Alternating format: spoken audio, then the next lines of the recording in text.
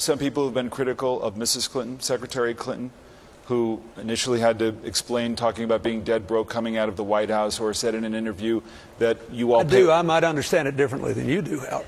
Yeah. Let me just... Look, you're in politics. Everybody, one of the things that's a challenge for us is that somebody's always trying to change the subject.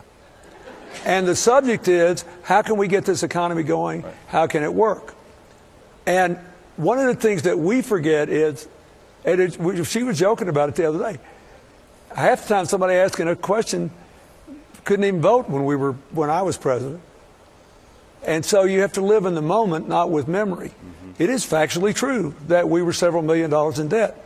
Everybody now assumes that what happened in the intervening years was automatic. I'm shocked that it's happened. I'm shocked that people still want me to come give talks. And I'm grateful. But when you say you pay ordinary taxes, as Secretary Clinton did, say you, unlike other people who are really well off, who pay taxes maybe just off capital gains, can you understand as a political matter that could strike people as being out of touch?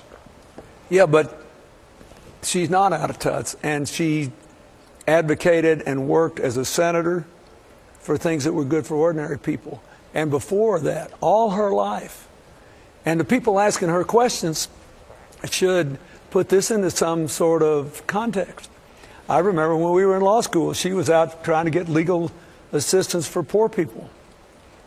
I remember she was working on believing in paid leave for pregnant mothers in the 1970s.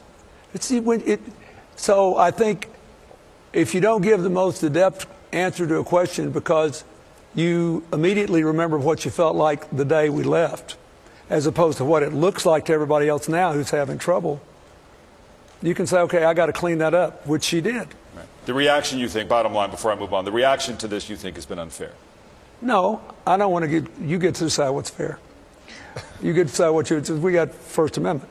What I'm saying is the debate's the wrong debate. You need to be able to show by their policies and their statements about current conditions how candidates of both parties across the spectrum feel about the central challenge of our time, which is the demise of the American dream and the loss of our leadership as the most successful middle-class country in the world.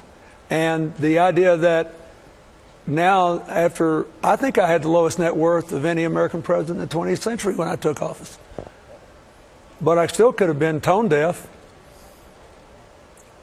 And, now I don't, and we've got a good life, and I'm grateful for it.